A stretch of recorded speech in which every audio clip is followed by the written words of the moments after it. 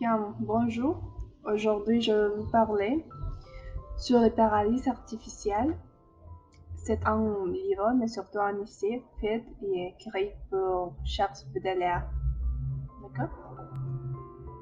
Bon, comme vous pouvez voir ici, on a les éditions de Louis Connard, qui est une maison d'édition française du XXe siècle, fondée et dirigée par Louis Connard en 1902. Charles Baudelaire est né en France en 1821. Il était un poète, essayiste, critique d'art et traducteur français. Sa vie de bohème, marquée par les excès, est toujours liée aux couches sociales inférieures, lui a valu une place parmi les poètes maudits. Son œuvre la plus importante par le genre lyrique, Les Fleurs de Mal, 1857. Plusieurs poèmes ont été censurés et accusés d'outrage à la morale publique. Aujourd'hui, elle est considérée comme l'une des œuvres les plus importantes du XXe siècle. Donc, pourquoi je choisis ce livre? Ok. Le nom de ce livre, qui est plutôt un essai vraiment, a attiré mon attention en écoutant son nom. On pense à plusieurs choses et on rend sa propre interprétation de comment la trame de ce livre va se déclencher, à quoi il va s'orienter et quelles sont les réflexions qui vont nous amener. Et c'est pourquoi je choisis ce livre, parce que il m'a semblé très intéressant, le nom de Les paralyses artificielles. Jamais je l'avais écouté. Donc c'est pour ça que j'ai décidé de commencer à le lire. Bon, maintenant, je vais vous parler sur les personnages. Mais surtout ici, il n'y a pas de personnages spécifiques parce que ça a été plutôt des témoignages par rapport à ce qu'a vécu Charles Baudelaire et aussi le journaliste Thomas Crinson. Ce sont des témoignages plutôt. Ok. Aussi, je voudrais souligner le fait qu'il a été publié en 1860, à une époque où publier un livre sur le hashish ou l'opium était beaucoup plus difficile qu'il ne pourrait l'être qu'aujourd'hui. Cependant, Baudelaire a non seulement écrit son grand essai, mais il a aussi fait ouvertement son romantisme, ses condamnant ses consommateurs. Le but de cet essai n'est pas de faire du moralisme, mais ordonner les informations concernant le sujet, de pouvoir réfléchir et honnêtement sur celui qui et ses conséquences. Oui. Donc, il utilise également de différentes histoires que certaines de ses connaissances, pour la plupart, il était toxicomane, lui avait rencontré. Et le point culminant du livre se trouve dans les histoires d'un fumeur d'opium que je veux déjà. C'est Thomas de Quincey qui nous a dit cela. C'est le personnage de cette partie d'un fumeur d'opium. Des histoires dans lesquelles il explique de manière autobiographique comment Baudelaire s'est échappé dans son temps pour entreprendre une aventure qui le laissera dans la misère vraiment.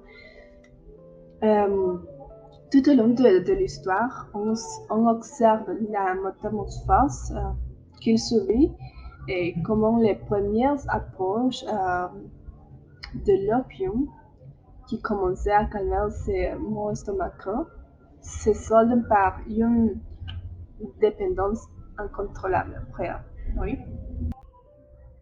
Bon, une fois que je vous ai mis en contexte, je vais vous parler un petit peu sur le résumé de ce livre, oui, qui s'élargit par rapport à ce thème de l'opium et le hashish. Ok, l'essai est divisé en deux parties. dans lequel il traite différemment chacune de ces drogues. Et la première partie s'intitule Le poème du hashish. La seconde est Un mangeur d'opium. Bon, publié en 1860, cet ouvrage est encore controversé aujourd'hui. Dans la première partie de l'essai, Baudelaire fait une description de ce fait du hashish.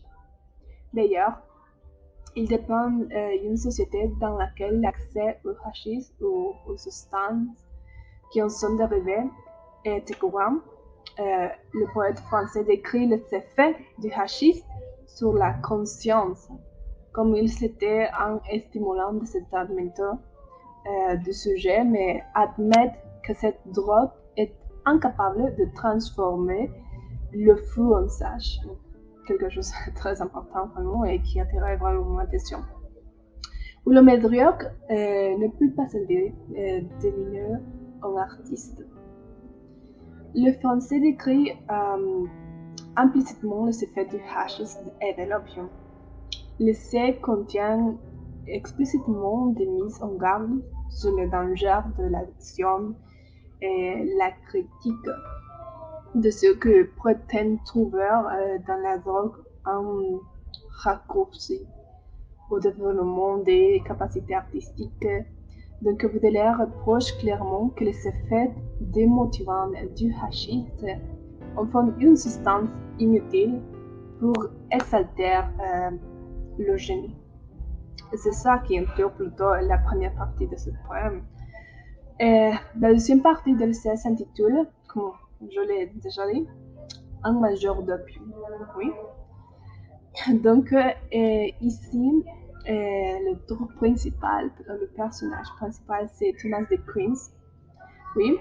Et cette œuvre s'écrit et autobiographique qui décrit la vie d'un homme plongé dans le fer de l'addiction.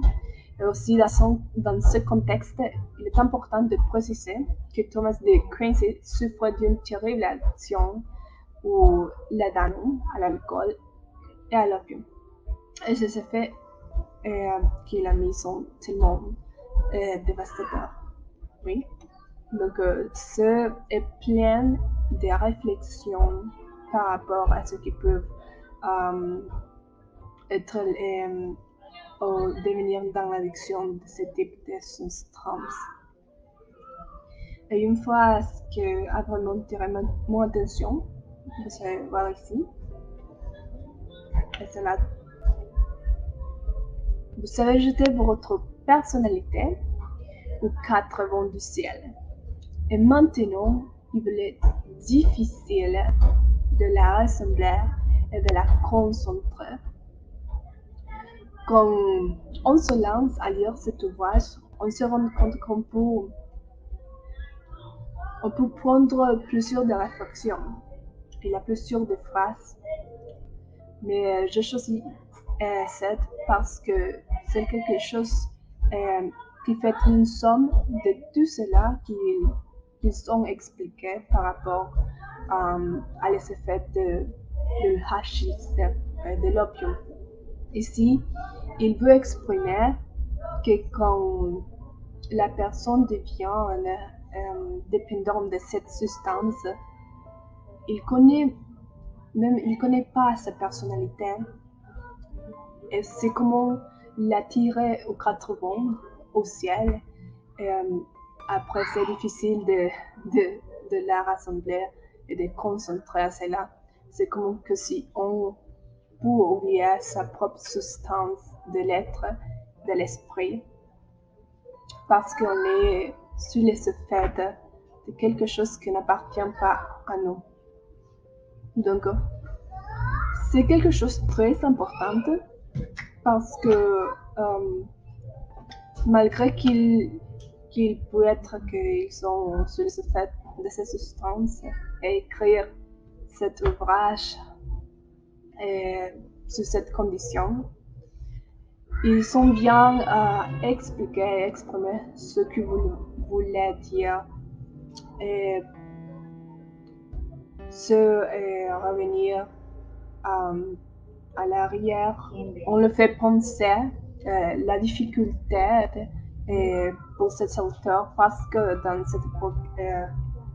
cette époque-là où elle était, c'était des sujets un peu plus difficiles ou foncés à le dire par rapport à la société.